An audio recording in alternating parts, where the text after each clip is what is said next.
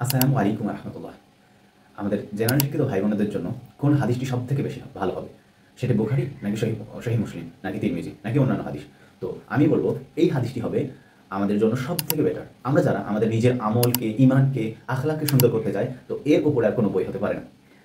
এটি ইমাম নববী রহমাহুল্লাহ লিখেছেন এবং এটি প্রকাশিত হয়েছে ওয়াহিদিয়া লাইব্রেরি থেকে। এর হাদিসের সংখ্যা একেবারে ১,৯০০টির মতো। তো আমাদের জীবনের সমস্ত আমলকে যদি আমরা পরিশুদ্ধ করতে চাই, একেবারে সকালে ভোরে ঘুম থেকে ওঠা থেকে রাত্রে ঘুমানোর আগ পর্যন্ত যদি আমরা আমাদের জীবনটাকে সুন্দর আমল দিয়ে ভরে তুলতে চাই, সুন্নাহ দিয়ে ভরে তুলতে চাই, তাহলে এই হাদিস গ্রন্থ থেকে ভালো আর হাদিস গ্রন্থ আমার আছে বলে জানা নেই।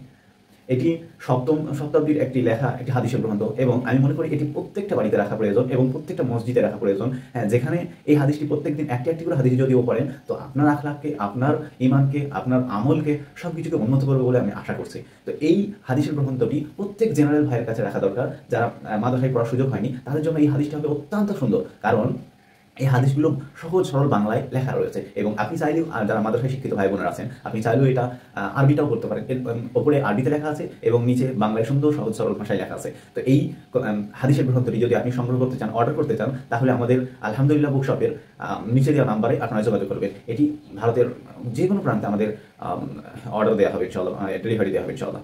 তো অর্ডার করতে আমাদের নিচে দেওয়া নাম্বারে যোগাযোগ করুন। আসসালামু আলাইকুম।